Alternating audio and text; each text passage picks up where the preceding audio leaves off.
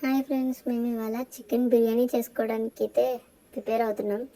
చికెన్ని బాగా మసాలాస్ అన్నీ వేసుకొని బాగా మ్యారినేషన్ చేసుకోవాలి. తర్వాత సన్నగా కట్ చేసుకున్న ఉల్లిపాయల్ని గోల్డెన్ కలర్ వచ్చేదాకా ఫ్రై చేయండి ఫ్రెండ్స్.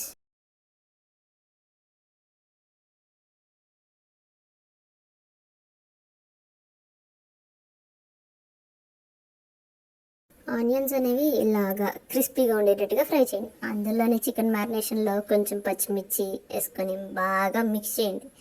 పచ్చిమిర్చి స్పైసీ అంతా అందులోకి చికెన్లోకి దిగాలి.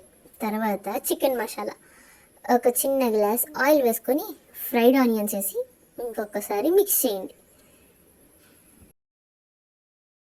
కుక్ చేసుకోవడానికి గిన్నెతో వాటర్ పెట్టుకొని కప్ ఆయిల్, తగినంత మసాలాస్ అన్నీ వేసుకొని తగినంత సాల్ట్ వేసుకొని కొంచెం ఎసర మరిగిన తర్వాత బియ్యం అనేవి అందులో వేసేసుకోండి. రైస్ అనేది 85% కుక్ అయిన తర్వాత ఒక గంట ముందు మనం మ్యారినేట్ చేసుకున్న చికెన్ని పెట్టి ఒక లేయర్ రైస్ వేసి ఫ్రైడ్ ఆనియన్స్, కొత్తిమీర, పుదీనా వేసి మిగిలిన రైస్ని కూడా వేసేసుకోండి.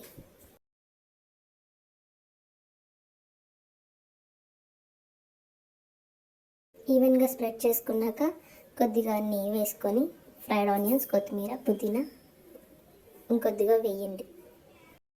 స్టవ్ అనేది బాగా సిమ్లో పెట్టి ఒక 15 మినిట్స్ వదిలేయండి. తర్వాత బిర్యానీ లుక్ అయితే చాలా బాగుంది.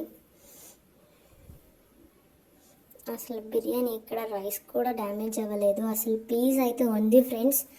నాకైతే చాలా బాగా నచ్చింది. ఒక్కసారి చూపిస్తా చూడండి ఎంత జ్యూసీగా ఉడికిందో. ఇట్లా చూడాలంటే మా ఛానల్కి వెంటనే సబ్స్క్రైబ్ అవ్వండి.